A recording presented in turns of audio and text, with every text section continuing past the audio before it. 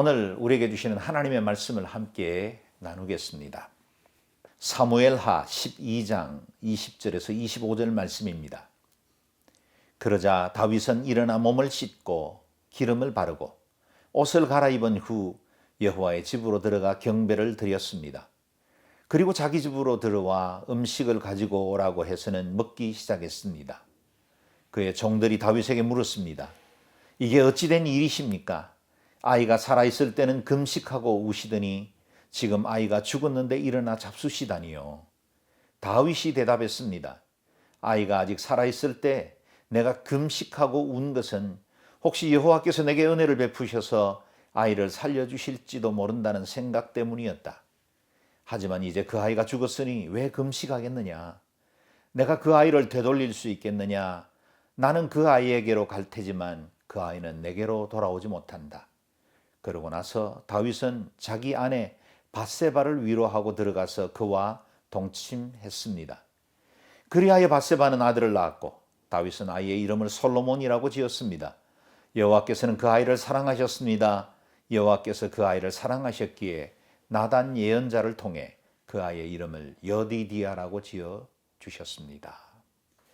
이 일 후에 보여준 다윗의 태도는 코로나19를 맞은, 그래서 이 일로 크고 작은 어려움 중에 있는 우리에게도 고난을 어떤 자세로 맞이해야 할 것인지에 관한 교훈을 줍니다. 첫째로, 다윗은 바꿀 수 없는 것은 받아들였습니다. 22절, 23절을 다시 보십시오. 다윗이 대답했습니다. 아이가 아직 살아있을 때 내가 금식하고 운 것은 혹시 여호와께서 내게 은혜를 베푸셔서 아이를 살려주실지도 모른다는 생각 때문이었다. 하지만 이제 그 아이가 죽었으니 왜 금식하겠느냐? 내가 그 아이를 되돌릴 수 있겠느냐? 나는 그 아이에게로 갈 테지만 그 아이는 내게 돌아오지 못한다. 우리가 어떤 고난을 만나고 힘든 시간들을 만났을 때 때로는 그것이 내 노력과 수고로도 내가 최선을 다해도 어찌할 수 없는 환경을 만나기도 합니다.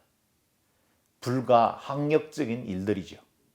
그럴 때는 받아들이셔야 합니다. 바꿀 수 없는 것은 받아들이는 것, 그것이 지혜입니다. 두 번째, 다윗은 몸과 마음을 새롭게 하고 예배의 자리로 나아갔습니다. 20절을 다시 읽겠습니다. 그러자 다윗은 일어나 몸을 씻고 기름을 바르고 옷을 갈아입은 후 여호와의 집으로 들어가 경배를 드렸습니다. 그리고 자기 집으로 돌아와 음식을 가져오라고 해서는 먹기 시작했습니다.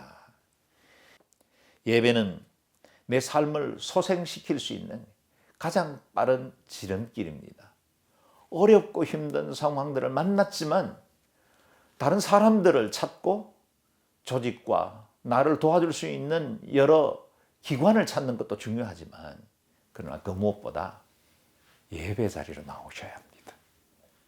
예배가 우리의 심령을 회복하고 우리를 하나님 앞에 바로 서게 할 때 이후에 나머지의 일들은 다시 하나님께서 그 선을 이루어 가실 것입니다. 함께 공동체로 모이지 못한 지가 2달이 되었습니다. 우리의 예배를 새롭게 하시는 하나님의 계획입니다. 그동안 마당만 밟고 있고 습관적으로 드리는 예배가 있었다면 이번 기회에 우리의 마음을 새롭게 하고 하나님 앞에 겸비함으로 무릎 꿇는 시간들이 될 수 있기를 바랍니다. 세 번째, 다윗은 잃어버린 것들이 아니라 남아있는 것들에 주목했습니다. 24절에서 25절 말씀입니다. 그러고 나서 다윗은 자기 아내 밧세바를 위로하고 들어가서 그와 동침했습니다. 그리하여 밧세바는 아들을 낳았고 다윗은 아이의 이름을 솔로몬이라고 지었습니다. 여호와께서는 그 아이를 사랑하셨습니다. 여호와께서 그 아이를 사랑하셨기에 나단 예언자를 통해 그 아이의 이름을 여디디아라고 지어 주셨습니다. 이런 것에 마음이 묶여 있고 그것으로 두려워 새로운 것들을 시도하지 않는다면 하나님이 베푸시는 새 언약, 새로운 은혜도 받을 수가 없을 것입니다. 남은 것들에 집중해야 합니다. 코로나의 역설이라는 말 들어보셨을 겁니다. 코로나로 인해서 우리는 우리의 예배를 더 온전하게 회복할 수 있는 기회를 얻었습니다. 코로나로 인해서 그동안 돌아보지 못했던 것들을 볼 수 있는 기회를 얻었습니다. 자연이 제자리를 찾았고 흐렸던 물에 물고기들이 다시 돌아오기 시작했다는 겁니다. 그동안 너무 영양가 없이 얽힌 관계들 거리 두는 법을 배워야겠지요. 그동안 내가 너무 마음에 집중하고 그것으로 빼앗겼던 것들로부터 우리의 마음들이 회복되고 지금의 위기, 아픔, 어두운 그림자에서 벗어나 그동안 내가 잊고 있었던 더 소중한 것들을 회복하는 귀한 시간 될 수 있기를 바랍니다.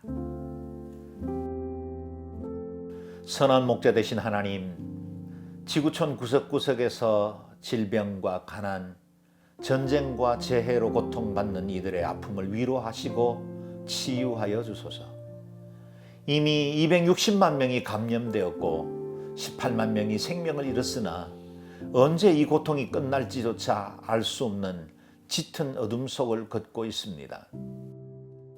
특히 보건과 의료의 보호를 받을 수 없는 중남미와 남아시아, 아프리카의 백성들을 불쌍히 여겨주시고 주의 편팔과 능력의 손으로 저들을 지켜주소서. 사랑하는 이들을 떠나보내야 했고 많은 이들이 가족과 격리되어 지내야 하는 슬픔과 아픔을 위로해 주시고 질병과 투쟁하는 의료진과 보건당국에도 힘과 능력을 주소서. 많은 이들이 일자리를 잃게 되었고 소상공업과 기업들의 미래가 불투명한 상황입니다. 사망의 그림자가 드리운 골짜기를 지날 때 결코 우리를 떠나지 않으시는 주님을 굳게 붙들게 하시고 모든 상황을 믿음으로 이겨나갈 용기와 힘을 더해 주소서. 무엇보다 이 모든 재앙과 고난을 통해 우리의 높아진 이성과 인본주의로 쌓아올린 바벨탑의 허구를 깨닫게 하시고 겸비하여 주의 얼굴 구하게 하소서. 땅의 즐거움과 육체의 피로에 함몰되어 있던 마음을 돌이켜 영원한 나라와 참 진리를 먼저 구하며 살게 하여 주소서. 예배 받으시기에 합당하신 주님, 이제 교회들이 공예배를 회복하고 다시 모여 예배할 수 있게 해주신 것을 감사합니다. 포로로 끌려간 바벨론에서 성전 예배를 사모하며 통곡으로 기도했던 이스라엘 백성들처럼 함께 예배하게 된 감격과 사모함이 새로워지는 귀한 주일이 되게 하여 주소서. 그동안 느슨해진 마음도 새로워지게 해주시고 봉사와 나눔과 교제의 축복도 풍성하게 하여 주소서. 모이는 예배마다 기름 부으심과 은혜로 충만하게 하셔서 하나님 한 분께 영광 돌리게 하시고 온 마음과 뜻을 다해 하나님 사랑하게 하소서. 모일 때는 지성소의 예배를 드리게 하시고 흩어질 때는 성전인 우리 자신이 있는 곳에서 삶의 예배를 드리게 해 주소서. 지금도 현장과 본부를 지키는 선교사들의 가정과 사역을 지켜주시고 저들의 헌신으로 인해 그 땅에 하나님의 나라 견고하게 세워지게 하소서. 한국교회 선교운동력이 위축되지 않게 하시고 위기의 때 다시 무릎으로 나아가 새로워지는 역사가 일어나게 하소서. 복음과 방역에서 열국의 칭찬을 받은 대한민국을 통해 선교의 영향력도 커지게 하시고 더 많은 사랑과 복음을 흘러보낼 수 있는 제사장 나라 되게 하소서. 선한 목자 되신 주님, 이 모든 시련의 시간을 통해 우리 성도들은 더 온전한 하나님의 사람으로 변화받게 해주시고 교회는 거룩의 능력을 회복하며 국가는 자유와 정의의 기초 위에 견고히 서게 해 주소서.